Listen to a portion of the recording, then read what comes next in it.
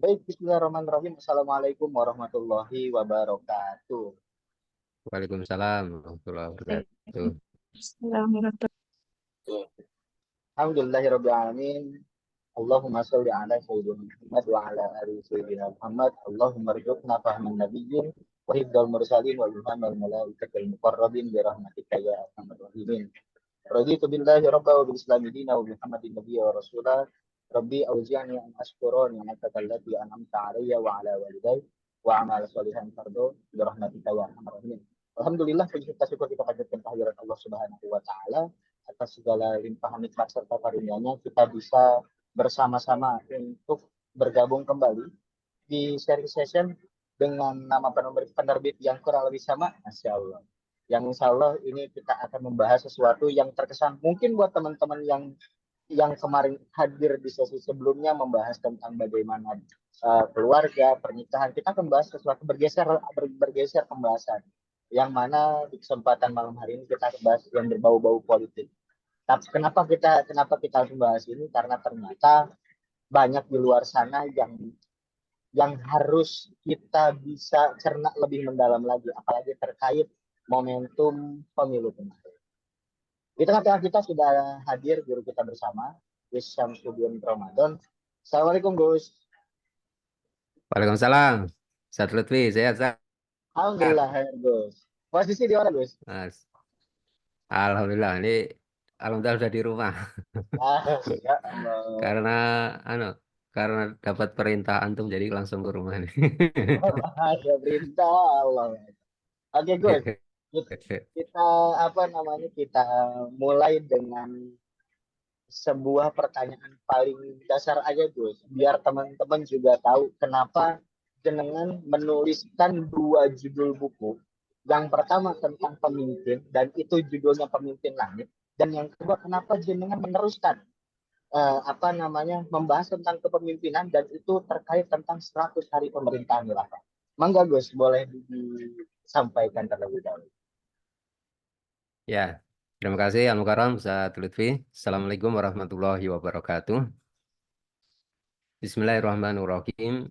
Alhamdulillahirabbil alamin wassalatu wassalamu ala asrofil anbiya'i wal mursalin Sayyidina wa maulana Muhammadin sayyidil awwalin wal akhirin wa ala alihi al-akramin wa radhiyallahu ta'ala nasabihi wa anit tabi'in amma ba'du.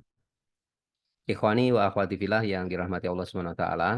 Yang pertama, tidak lupa saya mengucapkan ucapan takliman atau takriman kepada panjenengan semua, wabil khusus kepada Sohibul Fadilah Al-Mukarram Ustadz Lutfi yang pada malam hari ini telah memfasilitasi kita semua sehingga kita bisa bermuajahah, bisa berkumpul di majelis Zoom-nya ini karena Allah Subhanahu wa taala.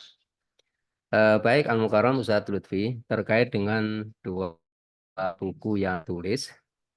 Yang pertama yang berjudul tentang Pemimpin Langit, kemudian 100 hari pemerintahan khilafah Islamiyah. Mungkin yang mendorong saya menulis dua buku itu, meskipun saya sebelumnya juga sudah menulis beberapa buku yang berhubungan dengan sistem pemerintahan di dalam Islam, ya, yang diterbitkan oleh penerbit lain, ya. Bahkan dulu pernah saya menulis satu buku yang kemudian saya revisi, yang dulu pernah diterbitkan oleh Pustaka Panji Mas Jakarta. Itu dulu miliknya Pak Buya Hamka, ya, dulu penerbit Panji Mas, ya, di Jakarta. Itu judulnya Menegakkan Khilafah Islamiyah. Kemudian saya revisi, kemudian juga diterbitkan lagi oleh salah satu penerbit di Jakarta, yakni Wadi Press, ya. Kemudian untuk melengkapi buku itu dan juga untuk menyempurnakan buku itu, saya kemudian menulis dua buku yang sangat urgen untuk diketahui kaum muslimin yang alhamdulillah diterbitkan oleh Al-Mukarram Ustadz Lutfi, ya. Alhamdulillah juga meskipun saya juga nggak tahu nih responnya. Setahu saya kalau Pemimpin Langit dicetak 2 kali, mungkin cetakan yang kedua ini perlu untuk dipusing, ya. Baik, jadi alasan saya ini memang penting. Masalah imamah, masalah pemerintahan itu di Ahlussunnah wal Jamaah ditempatkan sebagai persoalan yang sangat-sangat penting. Jadi kalau kita lihat di statement para alim ulama, kita bisa menyimpulkan bahwa masalah imamah ya itu adalah masalah yang betul-betul urgen. Bahkan dikatakan oleh sebagian dari ulama madhab Syafi'i, kita tidak boleh keliru di dalamnya. Satu contoh yang saya hafal ya, beberapa makalah atau statement yang saya hafal, itu ada di dalam kitab Al-Irsyad yang ditulis oleh Imam Abdul Ma'ali Al-Juwaini As-Syafi'i rahimahullah ta'ala, atau yang masyhur disebut Imamul Haramain, imamnya dua tanah haram. Jadi beliau menulis kitab yang judulnya Al-Irsyad. Di dalam satu babnya itu dibahas tentang imamah. Ini ada komen beliau yang cukup bagus. Di situ disebutkan al-kalamu fil imamah laisa min usulil i'tiqad wal khotru alaman yazilu fihi yurabbi alal khotri alaman yajhalu aslan min usulidin. Perbincangan ulama mengenai masalah imamah atau kepemimpinan di dalam buku-buku tauhid, karena kitab Al-Irsyad ini genrenya adalah tauhid atau membahas masalah-masalah usuluddin. Tapi yang menarik, di dalam buku tauhid itu ternyata dibahas masalah imamah. Supaya orang nanti tidak keliru memasukkan imamah dalam bab akidah, maka beliau jelaskan bahwa perbincangan ulama Ahlussunnah ya mengenai imamah di dalam buku tauhid itu bukan artinya imamah masuk dalam usulul i'tiqad atau masalah akidah. Beda dengan kelompok Syiah. Kalau kelompok Syiah saking pentingnya imamah itu masuk dalam bab akidah atau usul i'tiqad. Tapi kalau ulama Ahlussunnah, imamah itu tetap masuknya syariah. Tapi meskipun dimasukkan di bab syariah, urgensitasnya itu tidak pernah istilahnya ditempatkan pada posisi yang rendah atau diabaikan. Makanya beliau katakan tuh wal khotru alaman yaziluhi, bahaya orang yang keliru dalam masalah imamah. Jadi panjenengan keliru memilih pemimpinnya, memilih sistem kepemimpinannya, itu bahayanya jauh lebih besar dibandingkan bahaya orang yang tidak memahami salah satu bagian dari usulul i'tiqad atau usuluddin. Ini dari satu statement ini saja kita bisa membuat satu kesimpulan bahwa masalah imamah itu memang betul-betul penting. Oleh karena itu saya memang berusaha untuk istighol atau menyibukkan diri dalam masalah ini. Makanya di dalam beberapa buku itu juga saya sempatkan menerjemahkan beberapa kitab yang berhubungan dengan masalah imamah ini. Kemudian juga kalau panjenengan lihat satu statement ya yang disampaikan oleh Imam Ibnu Taimiyah dalam kitab As-Siyasatu Syar'iyyah itu juga beliau katakan yajib wa yuraf anna wilayatul amri min a'dhami maaf yajibu ayurab anna wilayata amrin nasi min a'dhami wajibatidin balagia malidini walidunya illa biha. Wajib untuk diketahui adanya kekuasaan, adanya pemerintahan ya yang mengatur urusan manusia itu termasuk kewajiban agama yang paling agung. Jadi kalau kita membincangkan imamah, membincangkan kepemimpinan ya, membincangkan siapa yang paling cocok untuk menduduki tampuk kepemimpinan, berarti kita membahas satu perkara yang oleh ulama Ahlussunnah wal Jamaah ditempatkan pada perkara atau masalah yang sangat-sangat penting. Makanya saya tulis itu dua kitab itu. Termasuk juga sebenarnya merupakan respon ya. Respon terkait dengan kekeliruan yang terus berulang yang dilakukan oleh, mohon maaf nih ya kalau saya boleh agak terus terang ya, yang dilakukan oleh sebagian saudara-saudara kita gitu. Ya, karena ini masalah kepemimpinan itu penting, kita nggak boleh salah istilahnya. Karena kalau salah, bahayanya jauh lebih besar daripada orang yang nggak ngerti salah satu bagian usuluddin. Nah, kita ini terus berulang ya. Di pemilu kemarin terus aja berulang, mengulangi lagi gitu. Baik itu salah dalam menentukan sosok kepemimpinannya, maupun juga terkait dengan sistem kepemimpinan ya, yang digunakan untuk mengatur urusan masyarakat dan urusan negara. Makanya kemudian saya tulis dua kitab itu secara langsung. Nah, buku yang kedua, yang 100 hari itu, sebetulnya itu buku-buku yang kalau menurut saya ya, bagi saya itu buku yang sangat penting dan sangat berharga. Jadi kitab itu sebenarnya terinspirasi dari pidatonya Syekh Atta ya, Syekh Atta bin Abu Rastah pada saat beliau masih menjadi jubir Hizbut Tahrir. Jadi beliau pernah apa istilahnya itu melakukan sebuah pidato menjelaskan tentang kalau nanti negara khilafah berdiri, lalu bagaimana negara khilafah itu akan mempertahankan diri dari serangan-serangan orang kafir Barat, termasuk juga misalnya bagaimana cara mengkonversi ya muamalah-muamalah ekonomi yang jumlahnya jutaan itu yang disangga ya sebelumnya itu oleh sistem ekonomi yang tidak Islami menuju ekonomi syariah. Gimana caranya itu? Dan gimana cara mengkonversi peradilannya? Nah, makanya meskipun di situ memang tidak saya sebutkan tetapi saya sendiri untuk apa me- tetap merujuk kepada eh, penjelasan-penjelasan yang muktabaroh yang dikeluarkan oleh apa namanya baik itu ulama-ulama kontemporer maupun juga ulama-ulama salafus sholih gitu.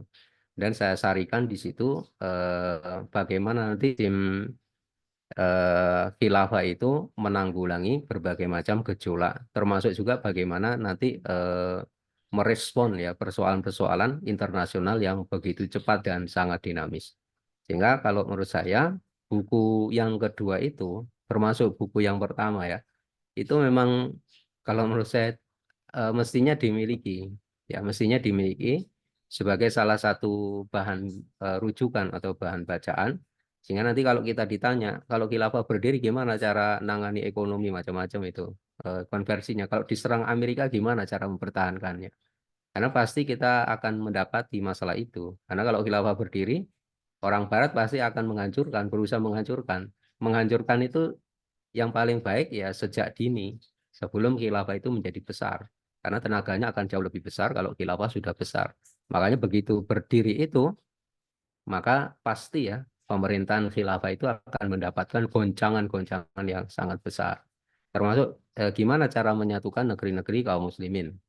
Itu saya tulis di situ ya. Untuk menyatukan itu sebetulnya tidak sampai 100 hari itu bisa dilakukan. Negeri-negeri kaum muslimin bisa disatukan di bawah naungan kepemimpinan seorang khalifah. Nah, kira-kira gitu Al Mukarram. Jadi buku itu sebenarnya menarik banget ya kalau menurut saya ya. Kalau menurut saya menarik banget. Ya, baik. Insya Allah. Jadi teman-teman, itulah yang mendasari pada akhirnya Gus Samsudin Ramadan, bukan Gus Samsudin yang gondrong ya, Gus Samsudin Ramadan menerbitkan buku apa namanya, menghadirkan buku ini di tengah-tengah kita. Dan tapi Gus, ini sebetulnya kan ketika kita meluncing buku ini bertepatan dengan momentum kemarin pas lagi dalam tanda petik lagi panas-panasnya Gus. Sebetulnya Ya, kan ketika itu rilis itu sedang ramai membahas bagaimana sebetulnya karakter pemimpin yang seharusnya dimiliki oleh kaum muslimin.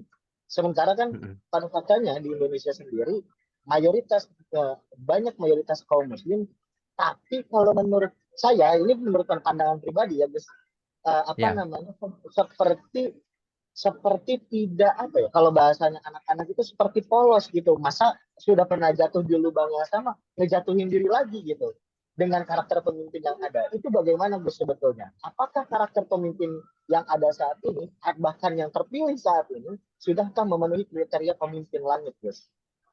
ya, ya betul. Eh, memang di buku yang pertama itu ya, buku Pemimpin Langit itu sebenarnya saya memang lebih fokus kepada figur pimpinannya gitu. Nah, kalau kita merujuk ya penjelasan para alim ulama, perkara mendasar tentang figur kepemimpinan, seorang pemimpin di dalam Islam itu diangkat atau diberi amanah kepemimpinan itu kan untuk menjalankan hukum-hukum Allah, menegakkan agama Islam, menolong sunnah, kemudian juga memenuhi hak-hak orang-orang yang memiliki hak, maksudnya adalah rakyat. Seperti yang dijelaskan oleh Imam Nawawi. Jadi Imam Nawawi pernah mengatakan di salah satu kitab beliau ya, fala budda lil ummati min imamin yuqimudina wa yanzuru sunnata. Eh, beliau katakan di situ umat Islam itu sudah menjadi satu kewajiban. Mereka harus punya imam.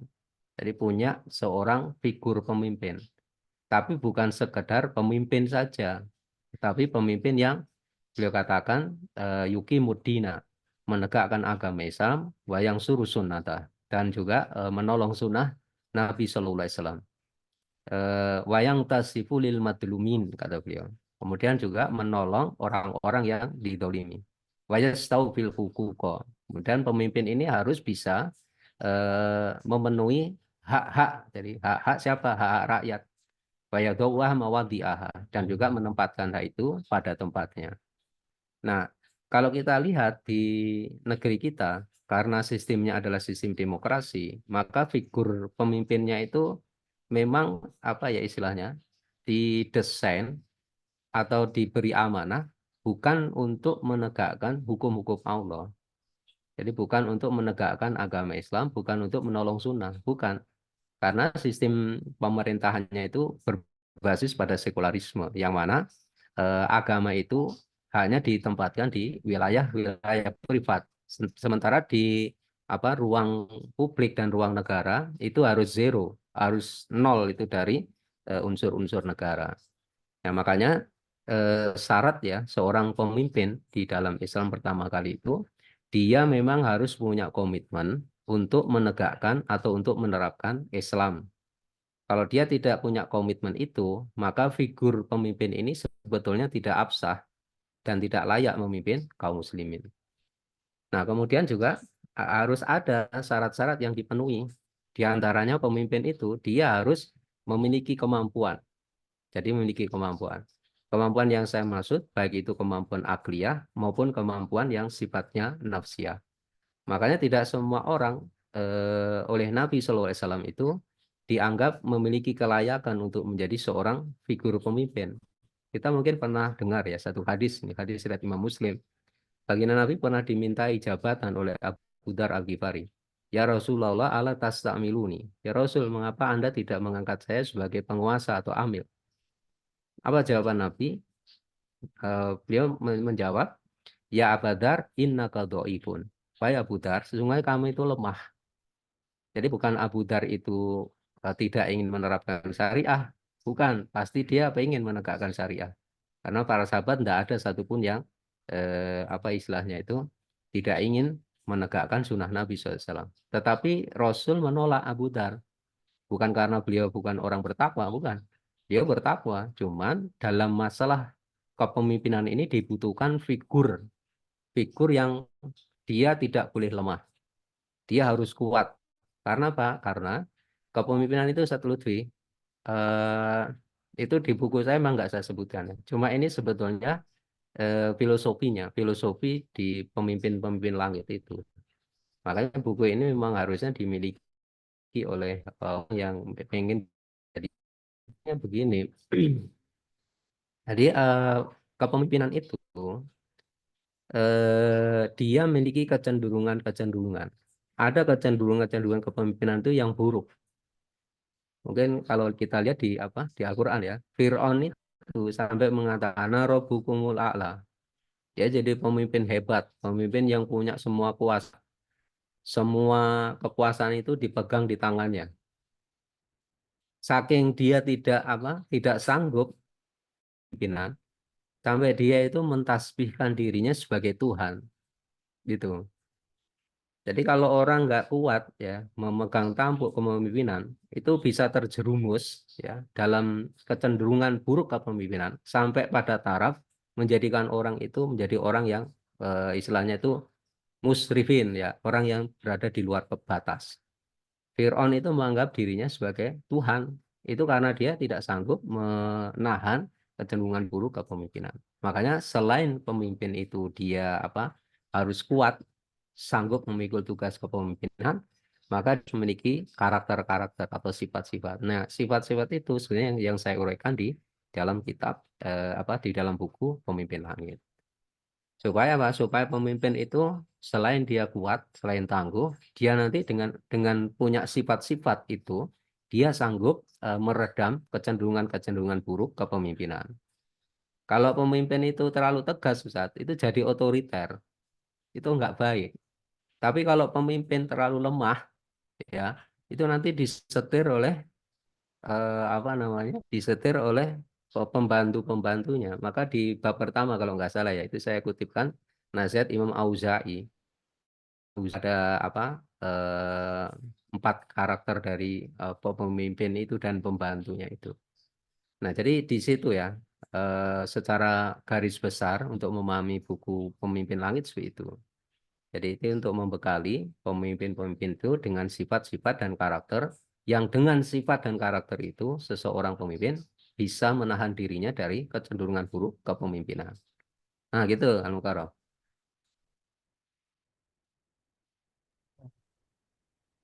Oh, itu sebuah kisi-kisi sebenarnya kisi-kisi luar biasa ya Gus, karena memang kalau kita melihat fakta kemarin itu kan betapa sebetulnya kalau kita berbicara berbicara keinginan umat muslim memiliki seorang pemimpin yang apa ya, yang mampu menaungi umat, itu luar biasa, tapi mereka Ya, seperti apa ya, seperti tertutup gitu Gus matanya. Nah, ini kan kalau kalau dilihat lagi baru belum belum lama ya, berapa minggu ke belakang diumumkan bahwa 02 kemarin dinyatakan sebagai pemenang, 01 akhirnya dalam tanda petik legowo. Apakah ini sebuah tanda perubahan yang baik ataukah justru sebaliknya Gus? Karena kan ini ya, apalagi ini di momentum bulan Ramadan ini kan sebuah momentum yang kita juga sama-sama belajar bahwa momentum jihad, momentum di mana umat Islam itu meraih banyak kemenangan. Nah, ini kalau apakah korelasi yang pernah kita kejayaan Islam di masa lalu itu bisa gitu diraih dengan kondisi saat ini gitu, Gus? iya. Kayaknya kok anu ya Ustaz Lutfi ya, kayaknya jauh apa jauh panggang di atas api gitu kayaknya. Karena memang ini gini, kalau kita bicara Islam, kepemimpinan Islam, maka itu kita membutuhkan figur pemimpin yang memang pertama kali yang ingin saya sampaikan punya komitmen menerapkan Islam. Gimana kita bisa berharap banyak kepada komitmen untuk menjalankan, kita tahu pasti bahwa sistem kapitalisme, paham sekularisme itu kalau diterapkan itu sudah terbukti sejak dulu sampai sekarang itu sudah terbukti. Masyarakat dunia itu tidak mengalami kemajuan dan kesejahteraan. Kemajuan kesejahteraan itu hanya dirasakan atau hanya dikuasai oleh sebagian dari manusia. Kalau data terakhir kan 80% ya, 80% ya kekayaan dunia itu hanya dinikmati oleh 20% dari total penduduk atau populasi dunia. 20% total kekayaan dunia itu harus direbutkan, dibagi dibagi kepada 80% populasi dunia. Itu data-data itu setahu saya nggak pernah bergerak itu. Ya di sekitar kisaran itu. Sehingga kalau kita mengharapkan keadilan, kita mengharapkan kesejahteraan dengan sistem sekarang itu, kayaknya kok sulit. Jadi eh, maka kita harus punya satu figur pemimpin. Yang pertama ya dia punya komitmen untuk apa? Untuk menerapkan Islam. Kemudian mengakhiri penerapan dari sistem yang membuat manusia atau membuat dunia ini mengalami kejatuhan. Itu adalah sistem kapitalisme, sistem sekularisme. Di penelitian-penelitian itu sudah sangat banyak itu diteliti ya. Bahkan terakhir itu ada SIGI ya, yang apa namanya dikeluarkan tuh kalau nggak salah tahun 2022 kemarin. Jadi itu 22 ya hampir 23 lah gitu. Yang apa namanya Edelman Trust Barometer itu. Jadi dari penelitian dari apa beberapa negara yang paling liberal di dunia itu ternyata mereka mengatakan bahwa sistem kapitalisme yang diterapkan dalam bentuk seperti sekarang ini itu lebih banyak membawa madoroh dibandingkan membawa kemaslahatan. Itu data itu mencapai di atas 60%. Negara-negara yang paling pekat ya menerapkan liberalisme, kapitalisme, sekularisme, mulai dari Perancis, kemudian Jepang dan seterusnya. Itu negara-negara yang diteliti atau yang disiki. Jadi Rasa-rasanya sulit ya kalau sistem ini tidak diakhiri.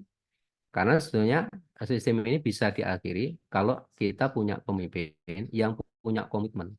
Punya komitmen untuk apa? Menerapkan Islam, kemudian mengakhiri ya, sistem yang telah terbukti jelas-jelas sangat buruk dan apa membawa manusia itu ke dalam kemerosotan. Gitu Al-Mukarram Ustaz Lutfi ya. Jadi kayaknya sulit kalau kita harapkan itu. Pasti nanti berulang-berulang terus kayak gitu. Gitu. Ya, wal alam kira-kira gitu ya. Eh, artinya apakah keinginan kita besar harapan ini? Kita kan apa namanya, saya secara pribadi mempelajari senantiasa sedang berikhtiar memperjuangkan menjadi salah satu bagian orang yang berada di dalam barisan untuk memperjuangkan apa yang Rasulullah janjikan. Apakah Ya. apa namanya, dengan kondisi saat ini, kan gini ya, kalau misalnya kita melihat tidak mungkin apa namanya, tidak mungkin dengan kondisi Indonesia yang seperti ini gitu, bahasanya teman-teman di luar sana itu tidak apa namanya, untuk menerapkan sesuatu yang Rasulullah pernah pernah kejayaan yang Rasulullah pernah tunjukkan gitu. Itu gimana Gus? Ya. Sementara saya meyakini bahwa apa yang jenengan tulis di buku 100 hari pemerintah khilafah itu sebetulnya mampu kita lakukan manakala kita memang menginginkan itu gitu Gus. Ya. Iya betul. Sebetulnya sistem khilafah itu kan bukan sistem yang istilahnya itu secara teoritis eh, itu adalah sistem pemerintahan yang pernah diterapkan gitu. Bukan hanya sebuah teori belaka, apalagi dikatakan utopia itu ya. Sistem khilafah itu pernah diterapkan, jangan salah. Dan apa terbukti mampu bertahan. Eh, apa yang terakhir itu sampai 1924 itu di apa kekhilafahan Turki Utsmani. Dan kita bisa juga melihat di dalam data-data sejarah ketika khilafah itu diterapkan, dunia itu betul-betul bisa merasakan yang namanya kestabilan. Kestabilan politik, ekonomi, maupun juga kestabilan yang lain, sistem hukum. Dan itu tidak hanya dirasakan oleh kaum muslimin, termasuk juga non-muslim, itu juga bisa merasakan hal itu. Nah, jadi kalau dikatakan itu tidak mungkin, luwung dulu pernah diterapkan kok gitu. Kecuali kalau dulu nggak pernah diterapkan, gitu kan. Hanya teori saja gitu. Malah yang kalau menurut saya yang sampai sekarang itu belum pernah bisa diterapkan itu justru demokrasi. Demokrasi itu walaupun dikatakan ini di Indonesia menerapkan sistem demokrasi, itu sebetulnya faktanya kan tidak pernah terwujud itu. Hanya jargon-jargon saja. Ya kan, namanya demokrasi sejati nggak pernah itu bisa diterapkan. Bahkan kalau boleh kita bilang mah itu sesuatu yang apa utopia, satu mimpi gitu. Karena faktanya rakyat nggak berdaulat loh, iya kan? Rakyat pengen misalnya tidak ada subsidi, ternyata yang menang wakil rakyatnya yang cuma cuma segelintir orang itu, yang menang pemerintahnya. Di mana kedaulatan rakyatnya gitu kan? Nah jadi kalau ada orang mengatakan bahwa sistem khilafah itu tidak diterapkan, itu sebetulnya pertama ya, itu selain ahistoris, ya dia tidak mengajak kepada sejarah. Kemudian yang kedua, dia juga istilahnya itu tidak realistis. Di dunia ini sekarang ini justru yang dibutuhkan itu adalah sistem yang seluruh manusia itu bisa saling menopang, bisa saling bersatu. Jadi tidak lagi ada batas-batas nation state. Karena nation state itu terlalu memberatkan sistem dunia. Makanya apa pembangunan itu kan tersendat, arus barang jasa itu terhambat. Itu salah satu faktor yang menyebabkan adalah adanya sistem namanya negara bangsa. Makanya negara bangsa itu kan sebenarnya sudah dianggap udah nggak layak. Bahkan nation state is dead itu sudah mati seharusnya dikubur jauh-jauh. Lebih-lebih lagi muncul globalisasi, kemudian juga arus-arus yang apa istilahnya itu sudah istilahnya itu menghancurkan sekat-sekat nation state gitu. Sehingga nation state itu sudah nggak sebetulnya sudah nggak layak untuk menyangga sistem dunia lagi. Dan sistem kapitalisme juga sudah nggak layak juga. Munculnya sosialisme menunjukkan bahwa kapitalisme itu ditolak, dampak buruk. Tapi sosialisme nggak memecahkan masalah kan ya. Nah, makanya di sinilah sebetulnya Islam itu misalnya bisa menjadi mungkin kalau bahasa bahasa netralnya itu menjadi sistem alternatif ya. Tapi bagi kita kan Islam itu bukan alternatif, itu sebagai sebuah obligation atau sebuah kewajiban bagi kita. Gitu. Ya, kira-kira gitu Al Mukarram, satu ya. Masya Allah. Ini kita membahas yang sebetulnya masih di luar-luar aja. Tapi karena memang gini Gus, ini kan sebetulnya forum diskusi. Jadi saya sangat Ya, mempersilahkan kepada teman-teman yang ada di ruang Zoom ini yang mau bertanya, boleh raise hand atau langsung nyalain aja suaranya. Atau jika kalau misalnya malu, boleh diketik aja. Nanti kita sama-sama untuk dibahas bareng sama Gusam terkait terkait momen terkait bagaimana Ramadan ini sebagai momentum perubahan. Tapi kan ya tadi kalau kata Gusam agak-agaknya berat nih kalau kita melihat kondisi saat ini terus pengen kembali lagi kepada hal yang kita inginkan gitu kan Gus ya. eh, ya memang Gus, satu contoh aja ya satu Luffy ya. Ya, boleh Gus, boleh. ya satu contoh Boleh, aja boleh. misalnya di bulan Ramadan itu kan bulan jihad. Rasul pernah berjihad ya di Ya, bulan suci Ramadan. Bahkan penaklukan besar terjadi di bulan suci Ramadan. ya. Gitu. Itu sebetulnya tugas negara melakukan jihad kan gitu. Bagaimana kita bisa menjadikan bulan suci Ramadan bulan jihad kalau negaranya tidak ingin berjihad menaklukkan negara-negara lain. Kalau di kitab-kitab kuning, negara itu kan punya kewajiban ya menyelenggarakan jihad, memerangi negara kafir itu minimal setahun sekali. Babu jihad ya, fardu kifayatin kula amin walau marotan. Idakan al kufar biladihim. Itu di kitab-kitab kuning kan. Jihad itu hukumnya fardu kifayah, ya diselenggarakan oleh negara minimal sekali dalam setahun. Itu jika orang kafir masih di negara mereka. Ini namanya jihad hujumi atau jihad ofen. Wa yata'ayyana idza dakhulu bilad.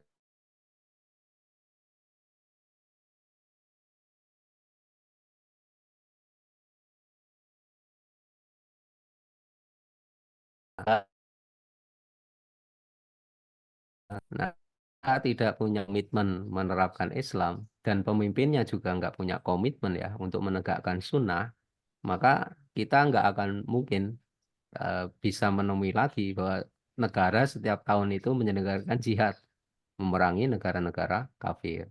Apalagi di bulan suci Ramadan seperti ini ya, kita kan juga pengen ikut serta ya, nggak hanya iktikaf doang kan gitu. 10 malam terakhir kita iktikaf di Perancis, lagi nyerang Perancis, itu kan enak juga kita kan ya. Tapi itu nggak terwujud ya. Kenapa? Karena negaranya juga nggak mau menerapkan jihad itu. Padahal negara itu punya kewajiban setahun sekali melancarkan jihad menyerang negara kafir. Gitu satu lebih. Ini tambahan aja nih. Iya, Gak bagus. Karena memang apa namanya sebetulnya banyak insight yang bisa kita dapatkan manakala apa namanya justru yang pertama kan tadi apa namanya ketika jenengan menyampaikan bagaimana seharusnya seorang pemimpin itu artinya teman-teman harus membaca tulisan jenengan terkait bagaimana pemimpin langit dan karakter seorang pemimpin sehingga teman-teman ya, juga bisa memaparkan gitu kan menjelaskan ke betul, betul. baik itu ke keluarga, pasangan, kerabat, apalagi kalau buat buat yang menganggap sistem khilafah ini sebagai utopis, kayaknya mereka harus baca sesuatu yang Ya, luar biasa gitu ya. ya, iyalah harus dibaca dulu. Udah jangan ngomong utopis-utopis dulu lah gitu kan. Kan dia belum membaca yang second opinionnya, ya kan?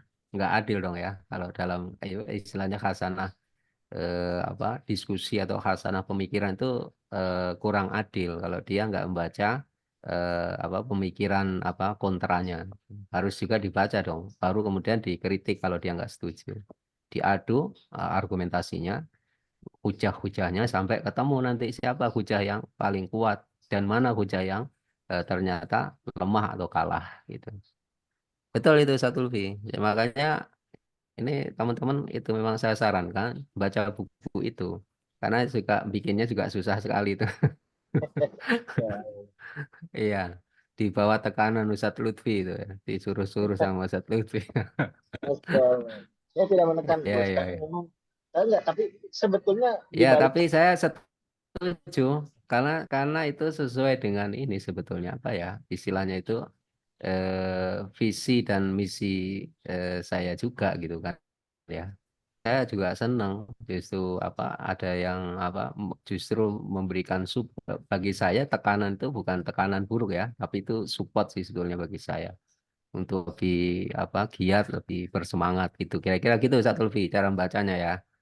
ya. Terus ada yang nanya nih Gus dari Ya.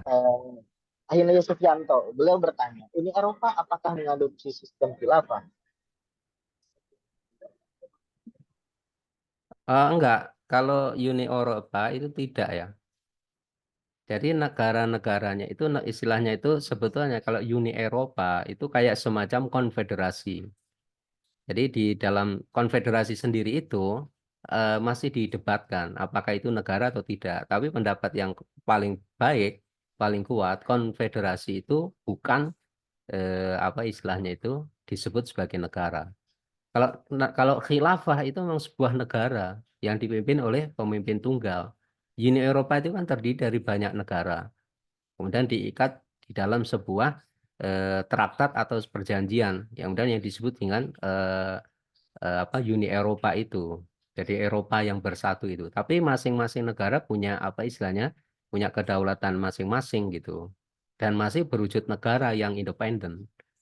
Makanya itu sebutnya sebenarnya kalau dalam apa sistem pemerintahan apa eh, yang umum ya itu disebutnya konfederasi karena itu gabungan dari banyak negara.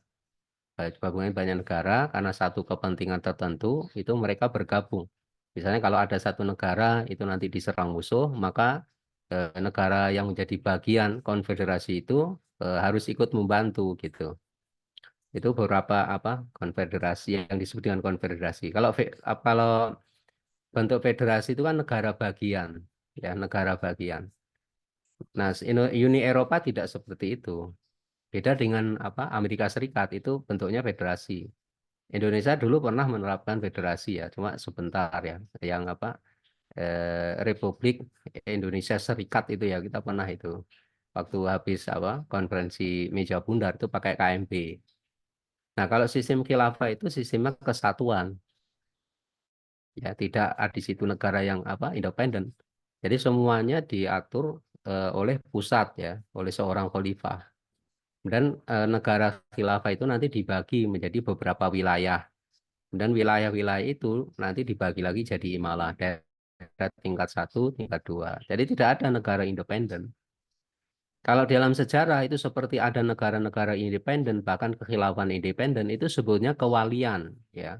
Itu daerah tingkat dua yang saking kuatnya itu hampir-hampir kekuatan seorang wali pemimpin daerah tingkat satu itu setara dengan apa khalifah, bahkan ada yang lebih kuat gitu sehingga kemudian ada yang memisahkan diri kayak Muawiyah yang menjadi apa wali di Jaziratus Syam itu sampai punya angkatan laut yang menyerang sendiri.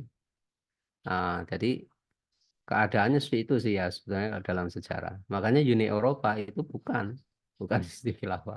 Dan sistem khilafah itu yang menerapkan Islam ya. Itu makanya tidak disebut dengan apa sistem khilafah. Ya nggak bisa gitu saat. Kira-kira gitu Al-Mukarram Ustaz Lutfi ya. Itu kira-kira itu mungkin Pak itu ada pertanyaan dari nggak tahu Ananda, nggak tahu Adinda, Syahra Mani.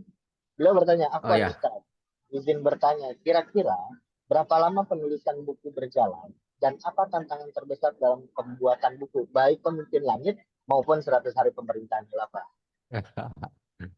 Ya, ini kalau anak saya itu mungkin tahunya saya tiba-tiba punya buku aja gitu. Mungkin saya nggak pernah lihat kayak kapan ngetiknya gitu kan ya. Ya, dari saya sendiri juga kadang-kadang bingung juga bisa apa bikin buku sebanyak itu gitu. Kadang-kadang juga nggak nyadar juga gitu. Jadi sebetulnya kalau membuat buku itu relatif ya kalau menurut saya ya. Kalau kalau saya pribadi, kalau misalnya itu mengharuskan ada rujukan-rujukan, itu yang paling lama itu kita riset untuk rujukan-rujukannya. Nah, itu yang agak berat ya. Itu bisa mungkin sampai berapa hari gitu. Tapi normalnya kalau saya pribadi termasuk cepat ya, tergantung bukunya gitu, genre bukunya. Kalau buku-buku fikih itu ya mungkin bisa ya nggak sampai sebulan bisa jadi. Karena saya juga kadang-kadang dipesan penerbit-penerbit untuk membuat kitab-kitab fikih gitu. Nah, kalau itu rujukannya gampang, jadi nggak terlalu susah. Tapi juga pernah saya diminta membuat satu buku yang rujukannya agak sulit. Nah, itu yang nyarinya agak sulit banget gitu kalau saya. Mungkin kalau untuk mengetik dan seterusnya, aspek-aspek teknisnya itu nggak terlalu berat ya. Jadi bisa lebih cepat gitu. Tantangannya sebetulnya ya males aja. Itu makanya kita nggak boleh males ya, harus banyak berdoa. Jadi seorang muslim tidak boleh males.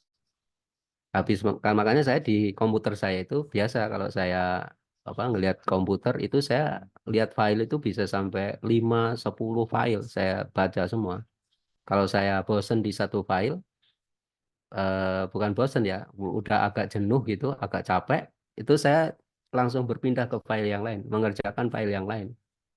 Kalau ini juga capek, pindah ke file yang lain gitu. Saya biasa seperti itu. Jadi termasuk nanti melihat kalau rujukan-rujukannya biasanya ya kayak Maktabah Samilah atau PDF, karena saya juga mengoleksi kitab-kitab PDF yang masuk banyak lah, kalau mungkin ribuan ya. Nah, itu yang biasa saya gunakan sebagai rujukan. Termasuk juga di rumah ada beberapa kitab lah ya, kitab-kitab muktamadah yang ada di rumah bisa saya juga rujuk gitu. Nah, jadi kalau kitab-kitab rujukan itu yang mungkin agak menantang ya, agak menantang, agak lama istilahnya itu. Tapi kalau kitab-kitab yang agak ringan itu bisa cepat. Mungkin 3 minggu juga selesai. Itu juga ada. Itu karena ada tekanan, under pressure itu ada. Ya, kira-kira gitu ya, anu ya, Mbak Sahra ya. Bagus kata teman kita, Masya Allah Ustaz, ayo baca satu transkripsi aja sudah astagfirullah. Dia nggak tahu bagaimana jenengan nulis dengan, ya kan yang apa namanya yang harus kita pahami adalah ketika kita menuliskan sesuatu, kita harus mampu bertanggung jawab dengan apa yang kita tulis, Ya, gitu kan ya Gus ya? ya itu yang paling saya merasa berat begitu. Makanya misalnya ya saya menulis mencantumkan sebuah hadis. Saya ingin menerjemahkan hadis itu. Saya nggak akan menerjemahkan sebelum saya membaca sarahnya.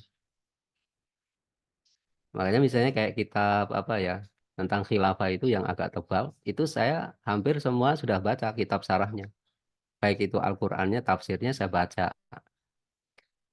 Terus kemudian kalau hadis supaya terjemahannya itu tidak keliru, itu maka saya biasa membaca kitab-kitab sarahnya. Dan itu yang memang capek, berat banget karena ternyata nanti kalau kita misalnya baca satu hadis, penjelasan ulama kadang-kadang beda-beda gitu. Nah, yang itu disitulah kemudian kadang-kadang saya harus merujuk ke ulama-ulama yang saya anggap dia itu kredibel ya untuk menyelesaikan perselisihan pendapat di kalangan ulama. Nah, itu yang agak berat karena saya juga khawatir ya kalau mengarang kitab terus kemudian nanti malah nggak jadi amal soleh saya gitu kan ya. Jadi amal buruk saya itu ya jadi tanggung jawab saya. Maka saya membiasakan kalau mencantumkan apa aja, terutama hadis atau Al-Quran, saya selalu berusaha ya kalau untuk menerjemahkan itu biasa saya membaca kitab sarahnya dulu. Kalau Al-Quran saya baca tafsirnya, supaya nanti tidak keliru dalam menjelaskan. Nah, kira-kira gitu ya. Ya memang gitu, karena gini, saya juga dimudahkan oleh Allah salah satunya itu karena saya juga terbiasa dengan menerjemahkan kitab. Ya, ada ada banyak kitab yang sudah saya terjemahkan. Mungkin kalau ditambah yang kitab-kitab kecil mungkin ada 10 lebih sudah saya terjemahkan. Yang terakhir itu saya menerjemahkan kitab ya, terjemahannya itu sampai 500 halaman. itu pernah saya terjemahkan. Kemudian yang Pak agak apa? Yang agak tebal yang pernah saya istilahnya itu terjemahkan itu Al-Wasaik Asiyasiyah ya, yang ditulis oleh Profesor Dr. Hamidullah itu. Itu tentang dokumen-dokumen politik Nabi Shallallahu Alaihi Wasallam dan juga Khulafaur Rasyidin, itu yang pernah saya terjemahkan. Nah, dari terjemahan-terjemahan inilah kemudian saya banyak tahu lah istilahnya itu juga ya. Karena kalau nerjemahkan bagusnya saya membaca mulai awal dan akhir. Titik per titik itu saya baca semua. Nah, kira-kira gitu ya. Memang intinya nggak boleh males aja. Tantangan terbesar itu sebenarnya tadi, males. Ya, males kalau atau kita merasa kesulitan, udah kemudian nyerah. Nggak boleh. Ya harus dicari sampai ketemu. Itu satu sih. Terus, tapi ini kayaknya Mbak Agustina mau sedikit menanggapi atau bertanya. Tadi beliau raise hand. Boleh Mbak Agustina? Mbak Ayu, Mbak Oh ya, Agustina. Mbak Ayu ya. Ya, Ya, ini boleh Mbak. kayaknya Silakan. dia angkat tangan nih. Iya, Ustaz izin bertanya. Sebelumnya suara Ayu jelas, Ustaz. Agak kurang jelas nih Mbak Ayu ya. Eh, Cek, Assalamualaikum. Ya, Suaranya udah jelas. Waalaikumsalam. Ah, udah. Oke, izin bertanya ya Ustaz. Ya, Eh, em, bentar. Kita kan sekarang apa ya? Udah melewati masa-masa pemilu kayak gitu. Mungkin Ayu mau bahas seputar pemilu kayak gitu Ustaz. Hmm, Tentang sosok pemimpin. Di mana seharusnya kita itu memilih pemimpin itu kan melihat karakter yang disebut Ustaz tadi. Baik itu kepemimpinannya, cara memimpinnya, apa ya? Sifat dia, dan mungkin pengalaman-pengalaman yang sudah dia lakukan ketika jadi pemimpinnya gitu kan Ustaz. ya, belum. Jadi mana kita ketahui kemarin itu setiap pemimpin itu pada saat ingin mengajukan diri, mencalonkan diri itu kayak berlomba-lomba ingin apa ya, diperhatikan atau dilihat bahwa dia itu baik kayak gitu. Salah Hmm, satu yang saya ingin soroti atau highlight, ambil contoh, misalnya ketika masa kampanye, mereka itu berlomba-lomba kayak mau memberikan bantuan Palestina kayak gitu. hmm, Ingin dapat simpati dari masyarakat bahwa mereka tuh baik kayak gitu ibaratnya. Mau dikatakan calon pemimpin yang adil, yang baik kayak gitu Ya, kan Ustaz. betul. Tapi setelah kita lihat atau setelah masa kampanye, ternyata ini sih Ustaz, yang kemarin tuh yang ingin ngasih bantuan yang kapal, apa sih, bantuan intinya satu kapal kayak gitu. Hmm, Tapi ternyata setelah pemilu kalau nggak salah itu tuh nggak nyampe, cuman hanya ya, berlabuh di Mesir kalau nggak salah. Itu koreksi kalau salah ya Ustaz. Jadi tanggapan Ustaz terhadap orang yang seperti ini, yang seharusnya benar-benar memiliki sifat yang jujur, adil, tetapi ya ternyata hanya bisa dikatakan pencitraan, itu gimana tanggapan Ustaz mengenai orang-orang yang seperti itu? ya. Langsung saya Lutfi ya. Ya, terima kasih eh, Mbak Ayu ya. Jadi gini, kalau kita mau memilih seseorang ya untuk menjadi pemimpin sebuah negara, yang pertama yang harus kita pastikan ada di dalam diri pemimpin itu adalah komitmen sebetulnya. Komitmen apa? Komitmen untuk menerapkan Islam. Karena kepemimpinan di dalam Islam, karena kalau kita ini kan bahasnya dari sudut pandang Islam ya. Karena kepemimpinan dalam Islam itu ditegakkan adalah untuk menerapkan hukum-hukum Allah. Jadi, dan hukum Allah itu digunakan untuk mengatur urusan-urusan masyarakat. Kemudian juga visinya adalah memakmurkan manusia baik di dunia maupun di akhirat. Makanya kalau kita lihat di pemilu kemarin, hampir semua paslon itu kan tidak ada yang misalnya programnya gimana rakyat Indonesia itu semuanya nanti terbebas dari kemusyrikan misalnya gitu. Nggak ada kan ya.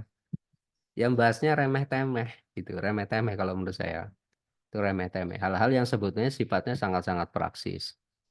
Ya, sangat praksis itu bisa dilakukan oleh kata bukan pemimpin pun juga bisa gitu. Jadi harusnya pemimpin itu meletakkan diri pada aspek-aspek yang sifatnya strategis dan visioner. Jadi kalau kita bicara dalam konteks Islam, berarti dia harus punya komitmen untuk menerapkan Islam. Baru nanti kita lihat, kalau dia sudah punya komitmen itu, baru kita lihat tuh. Tadi yang Mbak Ayu bilang ya, ada gimana karakternya, sifatnya, gimana dia amanah nggak, adil nggak gitu. Apakah dia kalau kampanye sesuai dengan nanti kalau dia sudah jadi atau justru diingkari gitu. Ya kan kita seringan melihat gitu kan ya, makan gratis ternyata salah gitu kan. Oh, katanya apa namanya dulu anti anti utang gitu, akan dihapus tuh utang, ternyata utang mulu gitu kan. Nah, ya sama seperti yang tadi kasus-kasus kayak apa simpati kepada Palestina. Jadi mereka itu simpati itu kan sebetulnya bukan karena memang benar-benar simpati dengan apa perjuangan saudara-saudara kita yang di Palestina, tapi ada kepentingan. Maka kalau saya sendiri kalau ada orang seperti itu ya sebetulnya juga nggak layak. Apalagi kalau di pemilu sekarang ini kan dianggap oleh sebagian orang atau bahkan mungkin banyak orang ya, itu kan ada kecurangannya gitu. Nah, sampai sekarang juga masih diproses kan ya di MK ya. Kemudian juga kalau kita lihat di Turki, ya Erdogan itu juga kalahnya juga kalah telak. Ya memang karena tadi sebetulnya dia hanya itu tadi ya sebetulnya pencitraan. Mau bela-bela Palestina macam-macam, tapi faktanya punya hubungan diplomatik dengan Israel gitu, aneh kan? Kemudian kalau dia memang betul-betul mau bantu apa perjuangan Palestina, mestinya pipa-pipa yang pipa energi yang apa melewati Turki itu ditutup aja sama Erdogan. Sudah kelar itu Israel. Faktanya kan enggak. Berarti ya yang dilakukan itu cuma sebatas tuh jargon, jadi sebatas retorika. Dan itu kita sudah punya pengalaman itu berkali-kali gitu kan. Makanya sekali lagi saya ingin sampaikan, kalau dia awalnya memang nggak punya komitmen terhadap Islam, ya sudahlah kita jangan berharap banyak dengan orang-orang seperti itu. Lebih-lebih lagi juga caranya sebetulnya bukan dengan cara masuk dalam ruang demokrasi. Memperjuangkan Islam itu harus dengan cara yang Islami juga, gitu kan ya. Dengan cara yang baik. Agama Islam itu agama baik, agama suci, agama tinggi. Tidak boleh ya. Kemudian Islam itu diperjuangkan dengan cara-cara yang tidak layak atau tidak soleh. Ya kira-kira gitu ya, Mbak Ayu ya. Baik Ustadz, syukran. Ya, Dan ingin menanggapi Ustadz boleh, boleh silakan. untuk cara-cara kita mengetahui eh, dia itu calon pemimpin yang memiliki komitmen terhadap Islam itu kayak gimana Ustadz? Soalnya Harus berkali-kali kan ya, kita tuh di apa ya mungkin apa ya mungkin salah kayak gitu ya Ustadz. Mungkin untuk tahun ini periode ini misalkan kita menganggap si A ini yang terbaik lah, yang kayaknya ya, memiliki komitmen banget terhadap Islam. Tetapi untuk periode kedepannya ya kita kan nggak tahu nggak hati tahu. atau kayak perpolitikan itu kan yang dari lawan bisa jadi kawan itu kan bisa Betul. sering kita temukan, sering kita lihat kayak gitu Ustadz. Jadi Ya, yang gimana gitu kita benar-benar menentukan pilihan terhadap pemimpin yang benar-benar komitmen kayak gitu terhadap Islam. ya itu harus ditanya dia. Jadi harus ditanya. Jadi kalau misalnya Mbak Ayu sempat ketemu ya ditanya. Dan mestinya apa ulama-ulama kaum muslimin itu bertanya secara tegas, secara terbuka. Dan juga dia, jadi calon itu harus berani menyampaikan di depan umum. Bukan hanya empat mata atau pas ketemu apa namanya secara terbatas. Karena faktanya banyak ya di pertemuan terbatas ngaku-ngaku punya komitmen. Tapi begitu di khalayak ramai tidak mau menampakkan komitmen itu. Berarti hakikatnya dia nggak punya komitmen. Jadi untuk menentukan apakah pemimpin itu atau calon pemimpin itu punya komitmen, kita harus tanya dia. Dan jawabannya itu harus dia berani terbuka. Kalau dia berani terbuka, berarti memang dia punya komitmen. Tapi kalau jawabannya masih di forum-forum terbatas atau forum-forum yang sifatnya itu tertutup, itu belum bisa kita tentukan dia punya komitmen atau tidak. Dan biasanya orang-orang yang seperti itu potensi untuk apa istilahnya ingkar terhadap komitmennya itu tinggi. Ya, jangankan yang tadi ya, yang berbicara komitmen di ruang-ruang tertutup atau di ruang terbatas. Orang yang ngomong di depan publik saja itu juga nggak bisa kita pegang ya. Ya, tapi setidaknya kita secara fikih itu sudah mengetahui orang itu punya komitmen. Karena kita kan nahnu nahkum bidhohir ya. Kita hanya menghukumi yang nampak saja. Yang aspek-aspek rahasia kita juga nggak ngerti. Kalau orang itu memang secara terbuka mengaku baik, saya akan terapkan Islam. Saya akan memperjuangkan Islam. Maka kita harus memberikan dukungan. Tapi kalau tidak punya komitmen, ya jangan didukung. Itu ya Mbak Ayu ya mungkin tanggapan saya. Baik Ustadz, makasih Ustadz. Ya, Insya Allah bisa ya dipahami. sama-sama. Ya, ya. Jazakallah khair, luar biasa. Gus, kita jawab singkat Gus, karena memang ini sudah semakin malam, teman-teman Ya, mungkin ya, yang mau melanjutkan itikaf termasuk jenengan mungkin ada agenda ya, selanjutnya. ya. Mau Ini ada Gus, itikaf. nah, pertanyaan selanjutnya Gus, selanjutnya dan terakhir, ini boleh dijawab dengan singkat, padat, dan jelas. Apa Ustaz? Izin bertanya. Apa bedanya negara kesatuan yang dianut oleh khilafah dengan negara kesatuan yang dipakai oleh negeri ini atau NKRI? Jadi kalau secara apa ya, secara konsepnya itu sama. Jadi negara kesatuan. Tetapi dari sisi apa? Dari sisi apa? Batas wilayahnya berbeda. Jadi kalau NKRI itu batas wilayahnya fake nggak pernah berubah. Kalau negara khilafah batasnya akan melebar seiring dengan aktivitas jihad fisabilillah. Jadi Indonesia karena dia menerapkan apa sistem bangsa, maka dia nggak bisa nyerang Malaysia, nggak boleh karena dianggap melanggar kedaulatan. Nah, kalau dalam sistem khilafah, ya batas wilayah itu akan terus berkembang seperti yang di Aliyal Ardo, Faro'aitu masyariqah maghoribaha. Ya. Fa'ina umati saya belukumul kuha ilama zuweli minha. Jadi sungguhnya bumi itu pernah dikumpulkan dan diperlihatkan kepadaku sekali. Sehingga aku bisa melihat timur dan baratnya. Kemudian kata beliau, sesungguhnya kekuasaan umatku itu akan mencapai seperti yang dulu bumi itu pernah diperlihatkan kepada saya. Jadi nanti ada penaklukan-penaklukan yang itu menjadikan wilayah khilafah itu terus melebar sampai seluruh dunia. Dan ini tidak dikenal dalam apa sistem negara apa bangsa seperti Indonesia. Tapi kalau namanya kesatuan ya mirip sama. Cuma yang bedanya seperti itu tadi. Kira-kira gitu ya, Ustadz Lutfi ya. Masya Allah, tabarakallah. Alhamdulillah.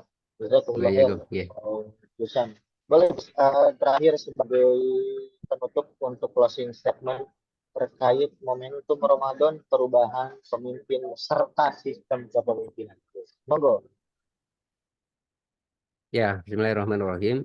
Ikhwani wa akhwati fillah yang dirahmati Allah. Momentum Ramadan, sebagaimana kita ketahui ya, ditujukan agar kita menjadi orang-orang yang bertakwa. Ciri orang yang bertakwa adalah dia mau menjalankan hukum-hukum Allah SWT. Mau hidup diatur dengan Islam. Dan tentu kita tidak akan bisa ya hidup ya diatur dengan sistem Islam secara keseluruhan kalau kita tidak memiliki kekuasaan Islam.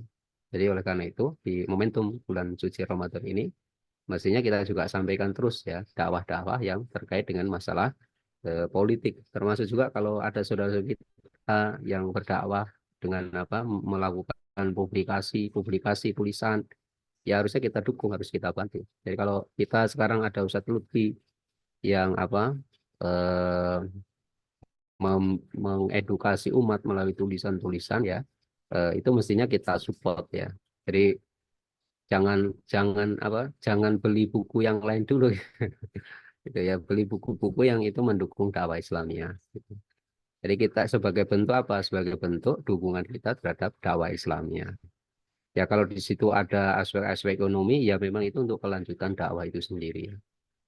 Jadi memang harus kita dukung, harus kita bantu, termasuk saudara-saudara kita yang hadir di Zoom-nya ini, ya tolong untuk apa namanya ya dipublikasikan, disebarluaskan buku-buku yang diterbitkan oleh MRM Publishing ya, sehingga apa? Sehingga di dunia perbukuan itu dipenuhi buku-buku yang berkualitas ya, buku-buku yang apa? Tetap menyuarakan Islam kafah ya, menyuarakan khilafah al-Islamiyah.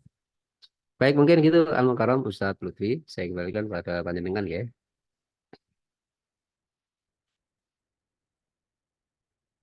Jazakallah khairan Gus atas waktu di malam hari ini, termasuk ujangan, nasihat, serta insight-insight Oke. yang luar biasa positif.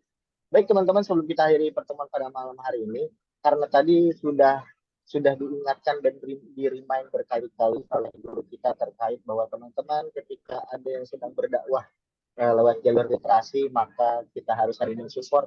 Maka ini adalah salah satu persembahan dari MNM Publishing spesial untuk yang hadir di Zoom meeting kali ini atau yang menerima informasi terkait agenda Zoom kita pada malam hari ini. Ada promo banding dari kepemimpinan, 2 judul buku dari tulisannya Al-Mukarram Ustadz Samsudin Ramadan Anawi. Yang pertama Pemimpin Langit, yang kedua 100 Hari Pemerintahan Khilafah. Kalau teman-teman belinya terpisah, itu harganya 120.000. Tapi kalau misalnya teman-teman khusus pada hari ini atau kita batasi sampai besok yang mau memiliki buku ini bisa free ongkir, nanti tinggal teman-teman tinggal teman-teman japri ke nomor yang ada di kolom komentar. Jadi teman-teman kalau saya mau tinggal di japri aja. 2 buku ini bisa teman-teman dapatkan dengan harga yang lebih hemat, yaitu sebesar Rp95.000. Teman-teman akan mendapatkan insight atau pandangan yang luar biasa bagaimana kita itu mengetahui karakter seorang pemimpin, dan teman-teman juga akan memiliki cara pandang yang luas untuk mengetahui sebetulnya khilafah itu seperti apa dan seberapa hebatnya khilafah dalam 100 hari kepemerintahan. Gitu teman-teman, itu yang bisa Al-Fakir sampaikan. Saya Lutfi Aulia Rabbani beserta tim dan kru MNM yang bertugas pada malam hari mengucapkan jazakumullah khairan katsira atas kehadiran teman-teman semua.